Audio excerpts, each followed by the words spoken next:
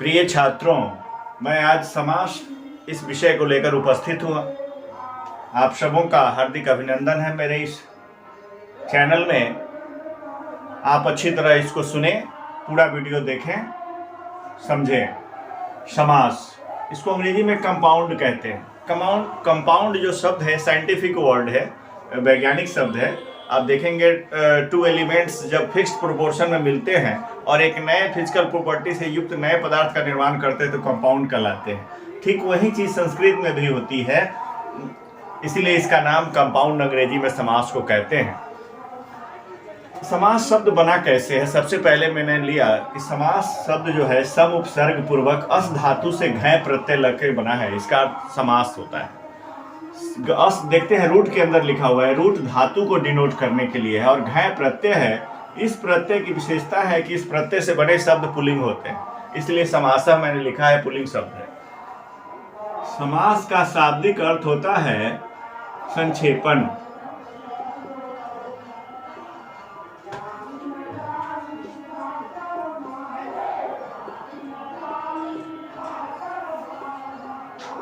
संक्षेप है ना, या संक्षेपण जो कह लीजिए।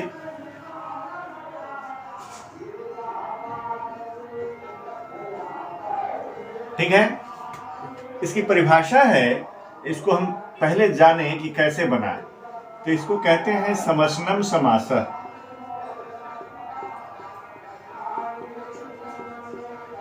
अर्थात समस्त होना ही समास कहलाता है।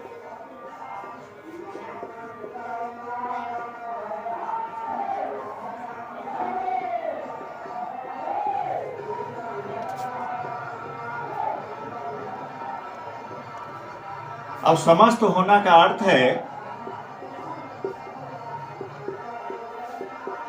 मिलना। ठीक है, फिर प्रश्न बनता है, यहां पर इंट्रोगेशन हो जाता है कि क्या मिलना। तो होता है कि अनेक पदों का एक पद होना, है ना। इसलिए इसकी परिभाषा एक ये भी बनती है, एक पदी भावः समासः। इसकी दूसरी परिभाषा ये भी बनती है, एक पद होना ही समास कहलाता है, एक पदी भावः समासः। ये व्युत्पत्ति है समसनम समासः। दूसरा हुआ, आप देख रहे हैं, एक पदी भावः समासः। तीसरा, इसको हम अंग्रेजी के शब्दों से दे रहे हैं थोड़ा सा रोचक बनाने के लिए, और कोई उद्देश्य नहीं है। अवश्य भी दे सकते हैं कि एक पद होना ही समास कहलाता है। एक पदी भावः समासः का अर्थ क्या हुआ? एक पद होना ही समास कहलाता है।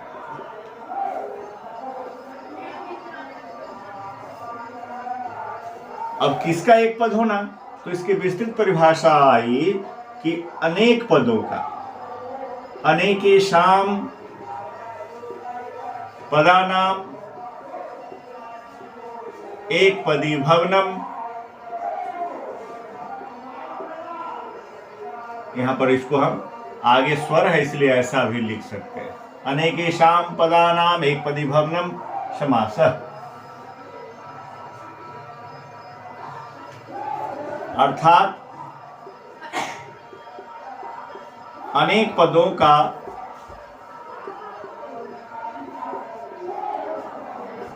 एक पद होना ही समास कहलाता है, ही समास है। अब अनेक पद जो मिलते हैं, इसको उनके बीच में विभक्ति होती है। जैसे आप देखिएगा, हम लिखेंगे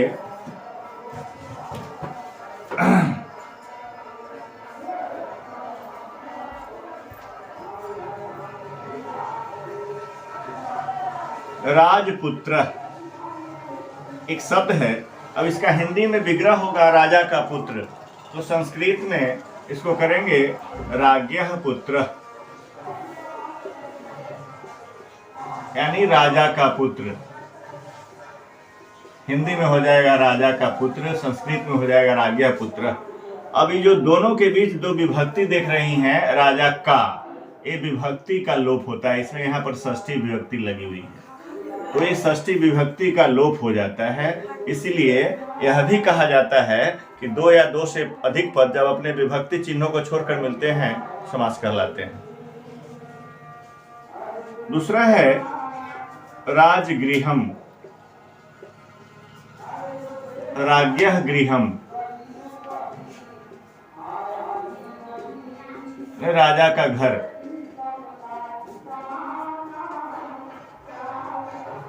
इस तरह से देखा आपने, राज्ञा की जो षष्ठी विभक्ति है लोप हो गया, राज बना और इसे गृहम से जुड़ गया तो विभक्ति चिन्हों को छोड़कर मिलता है। तो समास में विभक्ति चिन्ह छोड़कर मिलते हैं दो या दो से अधिक पद।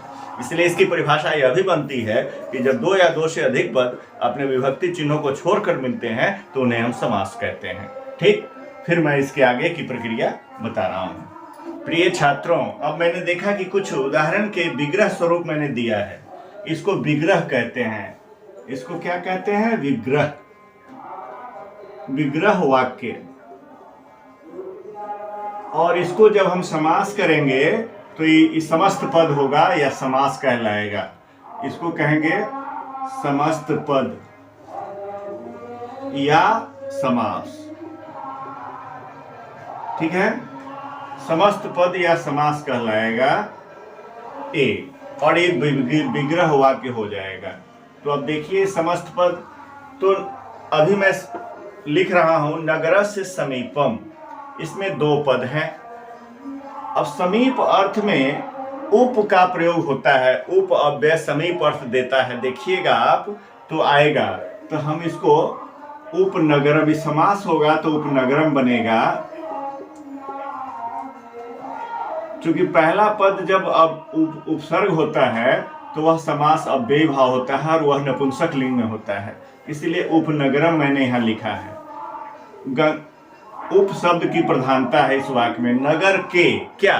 समीप, यह समीप अर्थ देने वाला है उप, इसलिए उपनगरम। यहाँ नगरस्य समीपम समस्त पद होकर के उपनगरम बना। इसकी जो विभक्ति है लोप हो गई और समीप के बदले में उप आ गया तो इस समास हो गया, इसीलिए इसको कहते हैं समास या समस्त पद।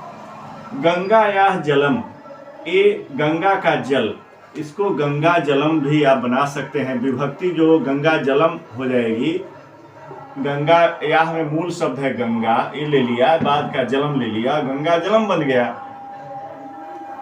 और केवल यहाँ पर मैं अभी समझा नहीं रहा हूँ, केवल उदाहरण दिया हूँ कि ये समास के सब उदाहरण इतने प्रकार के हो सकते हैं।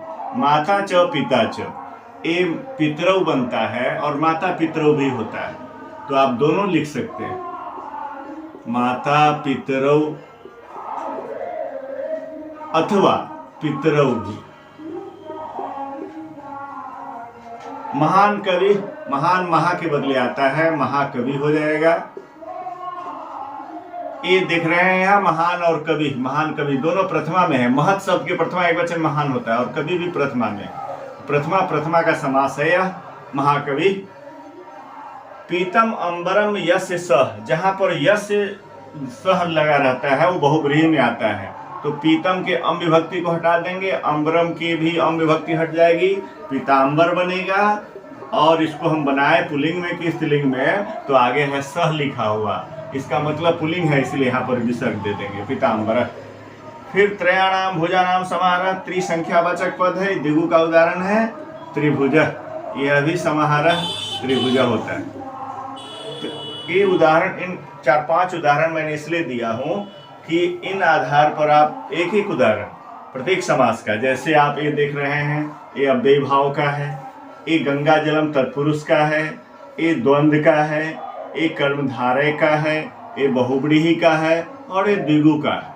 तो इस आधार पर 6 भेद समास के, मुख्य रूप से 4 होते हैं, लेकिन मैंने 6 भेदों की चर्चा के रूप में, उदाहरण के रूप में दिया है।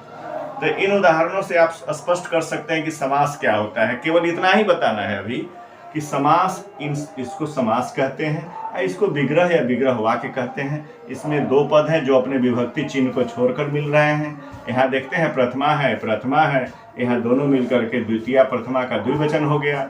यहाँ षष्ठी है, यहाँ प्रथमा है, यहाँ षष्ठी के विभक्ति का लोप हो गया और मूल पद में आ गया गंगा जलम बन गया। यहाँ नगरस्य समीपम है, समीप के अर्थ में उप आया, नगरस्य के नगर बन गया उपनगर, और अव्ययी भाव समास का उदाहरण है, इसलिए नपुंसक लिंग में होता है अव्ययी भाव समास, इसलिए उपनगरम बन गया।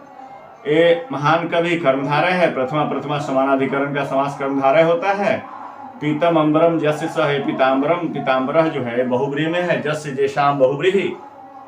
इस वाक्य में जस्य येषाम येन यस्मै इन पदों का प्रयोग विग्रह में हो समझे कि यह बहुब्रीहि समास का उदाहरण है। त्रिभुजः ये त्रिसंख्यावाचक पद है, द्विगु का उदाहरण है। इस तरह से इन उदाहरणों से आपने भेद को भी समझा और समास क्या होता है मैं समझता हूं आप उसको भी समझ चुके होंगे। यह भी समझ जाना चाहिए कि इन वाक्यों को विग्रह कहते हैं या विग्रह वाक्य, और इनको इन पदों को समस्त पद या समास के नाम से जानते हैं। ठीक है, आज मैं इतना ही। अगले वीडियो में मैं समास का भेद पढ़ाऊंगा एक एक करके। धन्यवाद।